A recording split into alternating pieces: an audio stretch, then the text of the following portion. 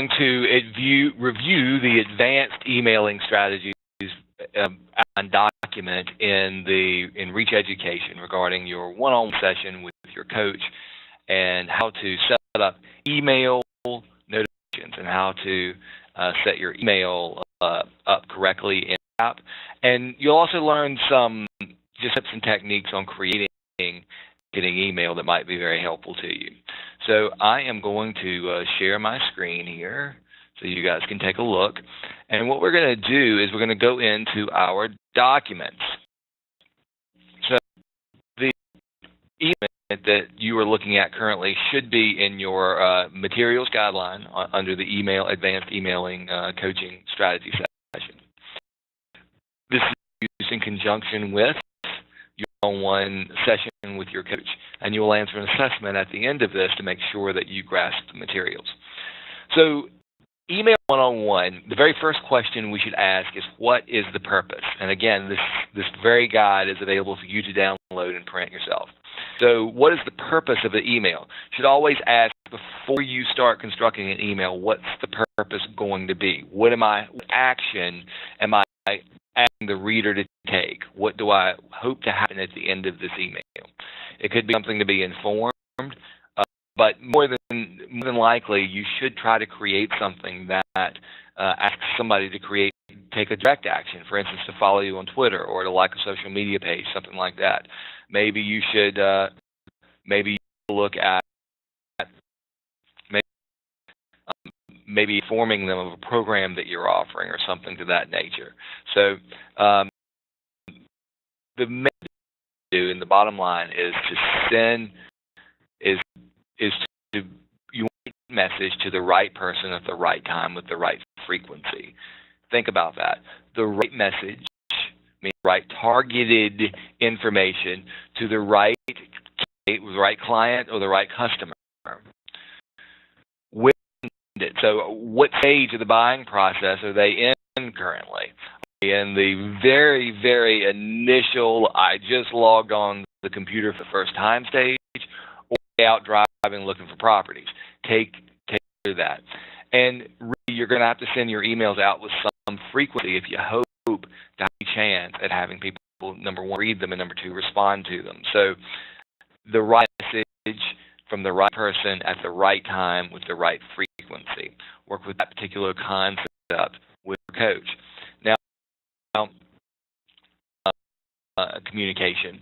We need to first investigate the client, understand specifically what this particular client needs or wants. Don't send out bulk emails just to be sending out an email. These will be completely effective. Make sure you understand what your library offers you, and that you have a really good understanding. If you're going to tailor craft an email, make sure it is based on that particular client's activity on the web, and I'll demonstrate that for you. So what types of activity are they engaged in? Are they saving homes? Are they frequently logging in? Are they going in directions?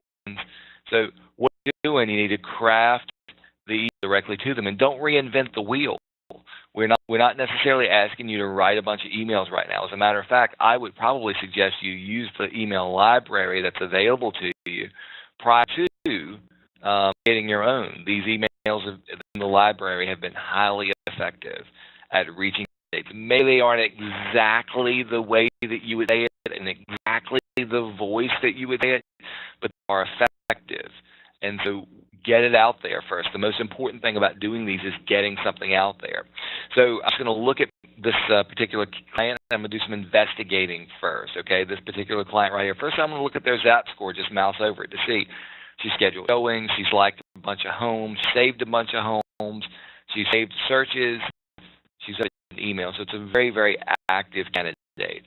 I don't want to send this person an email as though I was sending it to somebody who hasn't even participated, who hasn't gotten back to me, who hasn't responded to me. Maybe I'll go in and I'll look at her client profile to look at what her say. I'm seeing that she's searching in Oakland for less than $450,000. I might even see some of the specific things that she's looking at. And this is really effective to understand what she's looking for. So I'll just copy one of these. I'm going to show you a trick in a few seconds. So I want to do that. Maybe I want to sign in as this client by using this in the record detail. I'm going to sign in as the client, and maybe I'm just going to look at some homes that she's looked at. I'm going to look at her saved searches. Maybe I'll look at her saved homes. I want to see what she sees.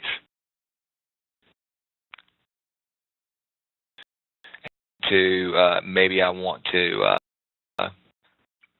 get some way. Okay, so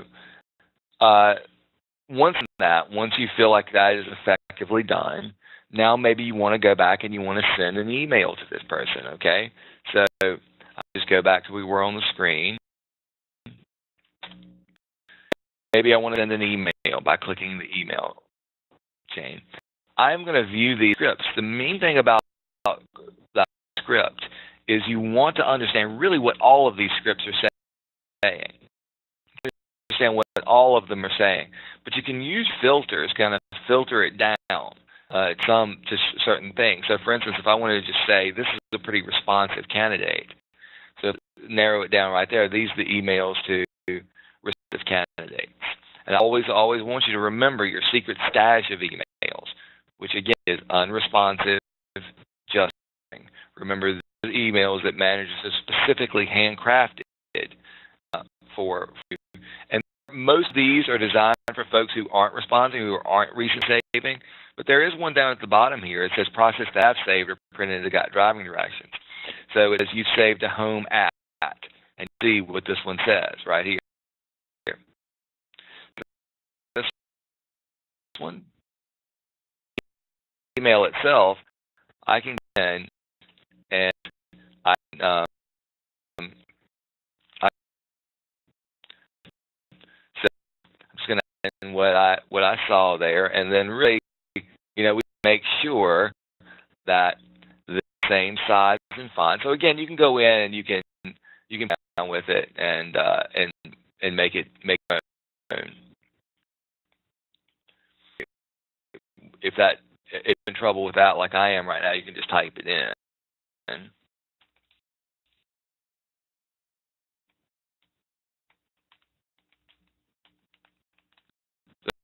It is this week. And so basically it says, I noticed that you've saved the home at this address this week and would like to know when you wanted to schedule a visit. Please email me. So that's a pretty easy email to send, and now send it. Now one cool thing about that is it's got a link in there, so she should be able to link to that property. Goes and sees it, So anyway, send that email out. Okay, I'm done. See, these are tailored emails that are crafted specifically for the situation that you're in, and that's the way that you want to do it. Please don't go just send random emails. Just pick one just so you can say you sent something. Okay? I know that you guys aren't going to do that. I'm just talking about some things that I've seen in the past. We talked about using the library, and remember your secret stash always, you're unresponsive and just browsing. Now, follow-up plans are really important to the way that this database operates. We've talked about those in our week 1 training, but you've got a lot of follow-up plans that are set up here. So these emails that are selected in these, so I'm just going to click on one randomly for the new leads, let's say. These emails are designed and will show up automatically based on which contact they made. So your first contact would be that one. The second contact would be this one. The third contact would be that one. If you want to see what they are, you just click on them and they'll let you know. You can always change these, though. You can always change them if you want to. As soon as you select a candidate, as soon as a candidate comes up on your follow-up plan, you can go in and change those as well.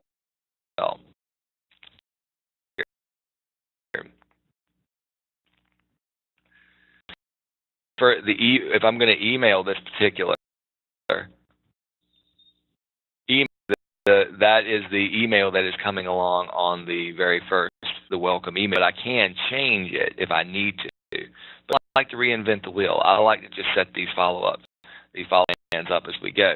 Now, one of the things I'm going to ask you to do with your managers is perhaps set up a plan for yourself. Create one yourself. with your coach. So perhaps you're going to go in and create a new follow-up plan, just a follow-up plan, a new plan, and maybe you want to, for the situation that you want to set up, and you want to add your scripts in there. So you're also going to add your own email to the script library with your follow-up with your coach, so your coach will show you exactly how that's done. So especially if your coach has any specific emails that work in specific markets, which is a really great thing to have. All of the emails that are in there are generic enough to apply to the entire nation, but maybe your market has specific content, or perhaps you're planning on serving maybe Spanish-speaking market. You want to craft some Spanish-speaking emails, or you just want to translate the emails in there to Spanish-speaking emails. You can do that, and that's a really effective way to market, okay? So make sure you go in and create your own follow-up plan, and make sure that you've got all of the follow-up plans that are in there now set up to your liking and to your coach's liking, so that you can get a really good idea of coach suggests doing that market. Okay, so just a couple of other notes here I want to mention on the sheet here. So the majority of recipients don't see images by default, so don't try to make these emails too fancy, especially when you're crafting a bulk email yourself. You're building it from scratch. Not too fancy. And you already have the images in there from yourself, and people are used to that. But don't go too crazy with images and blocking it. Most of the time they're blocked anyway. Especially your signature too that you set up in Zap. You want to put your picture in there. You want a picture of you next to a sold home unit, and all these elaborate things that we do as agents. They're very cool, but most of the time blocked. So just not. I spend too much time with it. Sometimes it can even get you caught up in spam filter, which is not good. You want emails. If I'm sending an email just kind of talking to my mom or something, or my wife, I'm not going to put a picture in it. I'm just say, hey, what do you want for dinner tonight, or something like that. And really, any email outside of that, all of these spam filters are trying to catch. So clients of email servers don't get all these spam emails. So make sure you tailor your emails to that particular thing. So most people are going to look at your email in a viewing pane or a preview pane. Just like when you have any type of Outlook, if you look here, you've got your emails here, and you've got a review pane here, and this is the size that you have right there. That's it.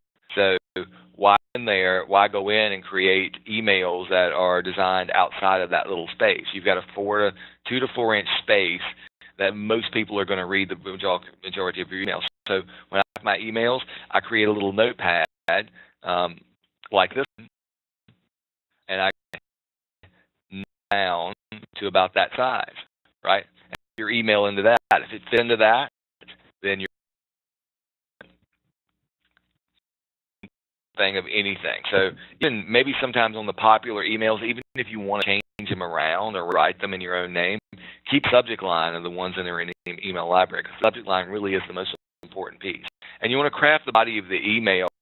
You go to one topic and one objective.